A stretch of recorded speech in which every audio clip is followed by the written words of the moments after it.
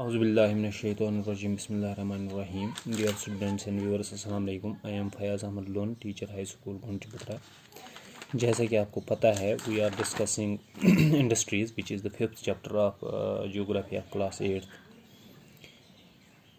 In this chapter, we have already discussed the meaning of industries. Then we discussed the classification of industries on the basis of raw material size and ownership. On the basis of raw materials, industries can be classified into agro-based industries, mineral-based industries, marine-based industries, forest-based industries, etc. Then second classification is on the basis of size, and on the basis of size, industries can be classified into small-scale industries and large-scale industries. Then the third classification is on the basis of ownership, and on the basis of ownership, industries can be classified into private sector industries, public sector industries. Then we have joint sector industries and cooperative sector industries. तो आज के virtual class में हम factors affecting the location of industry और industrial system discuss करने जा रहे हैं. तो so far as the location of industry is concerned, we have to take into consideration different aspects. Industry को कहाँ लोकेट करें, उसके लिए हमें बहुत सारी चीज़ें देखनी पड़ती हैं. पहले रॉ मटेरियल अवेलेबल होना चाहिए जहाँ पर हम इंडस्ट्री को सेटअप करने जा रहे हैं, और जो इंडस्ट्री में हमें रॉ मटेरियल लगता है वो हमें इजीली अवेलेबल होना चाहिए. सेकंड, लैंड, उसके लिए फिर लैंड देखनी पड़ती है. Water is an important input, और वाटर के बगैर हम कोई भी काम नहीं कर सकते, तो वाटर का होना वहाँ ज़रूरी है. लेबर कैसा है, we need cheap and efficient labour in different industries. So industry को सेटअप करने के लिए हमें ये भी देखना पड़ता है कि वहाँ लेबर अवेलेबल है या नहीं है.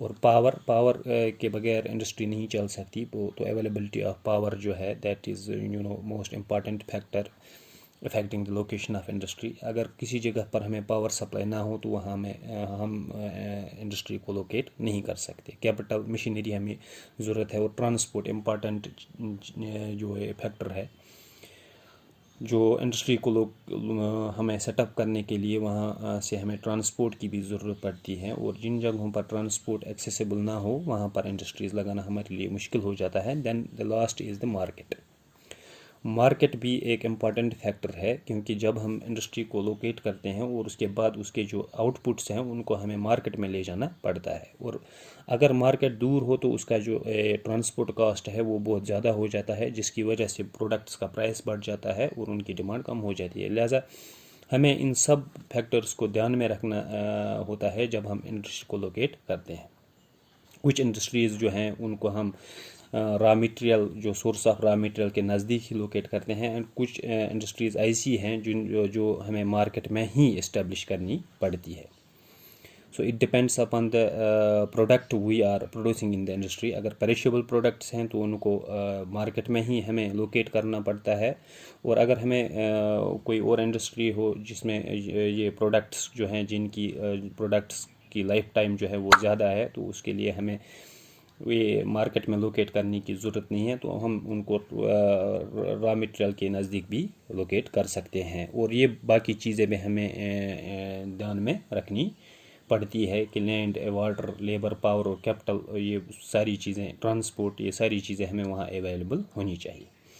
तो इंडस्ट्रियल लोकेशन के लिए हमें ये सब जो फैक्टर्स हैं इनको जहन में रखना होता है. ये सब फैक्टर्स हमें वहाँ अवेलेबल होने चाहिए. अगर सब अवेलेबल ना हो तो at least most of the factors जो हैं वो हमें वहाँ अवेलेबल होने चाहिए. Available raw materials, land, water, labour, power, capital, transport, market, etcetera. So far as the factors affecting location of industries is concerned, so we have these factors which we discussed. Then we have the industrial system. Industrial system क्या होता है? Industrial system जो है, it consists of inputs, processes and output. Industrial system में हमें inputs चाहिए. First we use the inputs, then we process these inputs, and then these inputs are converted into outputs. तो inputs क्या होते हैं? Inputs जो हैं इनमें रॉ मटेरियल्स होते हैं जो हमें इंडस्ट्री में जिन जिन जिन रॉ मटेरियल्स पर हम प्रोसेस करके उनको आउटपुट्स में कन्वर्ट करते हैं। और रॉ मटेरियल्स को प्रोसेस करने के लिए हमें दूसरे इनपुट की ज़रूरत पड़ती है। लेबर होना चाहिए वहाँ, कॉस्ट ऑफ लैंड, ट्रांसपोर्ट होना चाहिए, power and other infrastructure, these are the inputs. Processes क्या होती है? Processes are the wide range of activities that convert inputs यानी रॉ मटेरियल्स इनटू आउटपुट्स। इसमें हमें बहुत सारी एक्टिविटीज़ करनी पड़ती हैं जिसमें हम इनपुट्स या रॉ मटेरियल्स को आउटपुट्स या एंड प्रोडक्ट्स में कन्वर्ट करते हैं।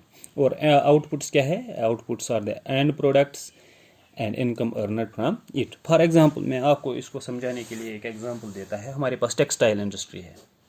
टेक्सटाइल इंडस्ट्री में हमें इनपुट्स जो हैं, so we are discussing industrial process. इसमें हमें इनपुट्स, प्रोसेस और आउटपुट्स होते हैं।